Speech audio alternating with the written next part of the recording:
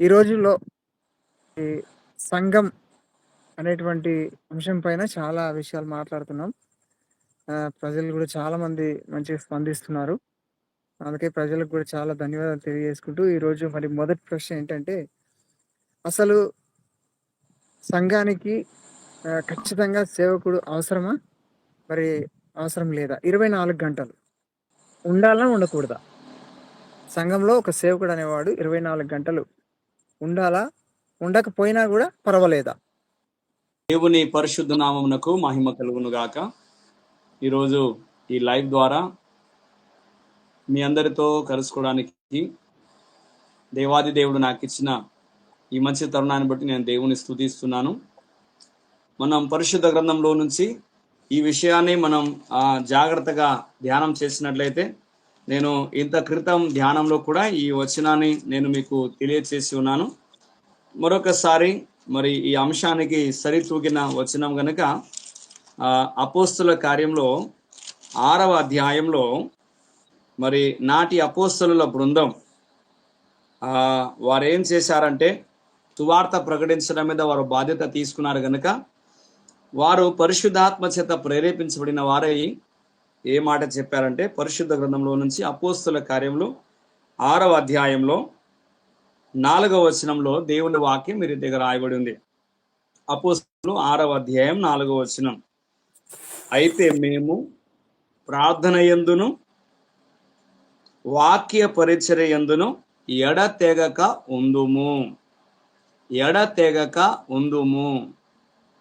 అనగా సంఘమును కాయడానికి, సంఘమును నడిపించడానికి, పోషించడానికి ప్రార్థన వాక్యం. సంఘము కోసం ప్రార్థన చేయాలి, సంఘానికి వాక్యం అందించాలి.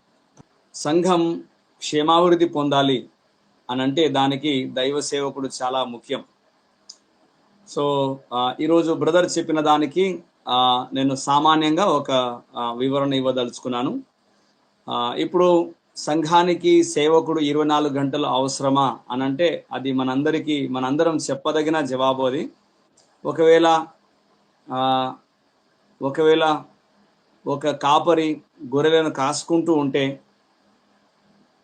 ఆ గొర్రెలను కాసుకుంటున్న ఆ కాపరి 24 గంటలు ఉంటాడా, లేకపోతే అప్పుడప్పుడు వచ్చి మందం చూసిపోతాడా?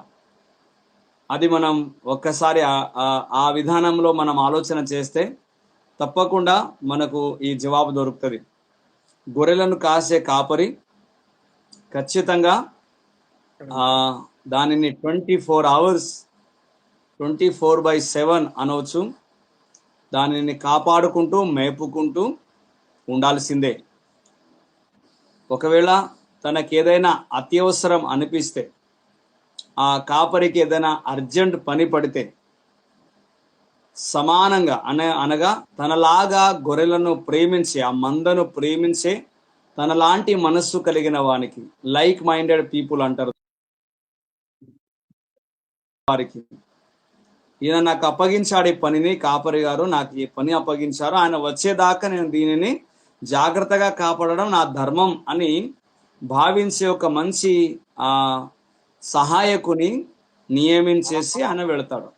వెళ్ళి మరలా ఆ సంఘాన్ని, లేకపోతే ఆ గుంపును, లేకపోతే మందను కాయడానికి తిరిగి తన పనిలోకి వచ్చేయాలి. సో దీన్ని బట్టి మనం ఆలోచన చేస్తే ఖచ్చితంగా ప్రతి సంఘానికి కాపరి ఎల్లప్పుడూ ఉండాలి. అది ఒక గంట పనియో, లేకుంటే వారం పనియో, లేకపోతే ఓన్లీ డే టైం నేను సేవ చేసి వచ్చేస్తానను, లేకపోతే ఓన్లీ నైట్ షిఫ్ట్లో నేను సేవ చేస్తానో మనం అలాగూ చేసి సంఘాన్ని మనము నిర్లక్ష్యం చేసే ధోరణితో ఉండకూడదని మరి దేవుని యొక్క మాటను బట్టి నేను మీకు ఈ మాట తెలియచేస్తున్నాను.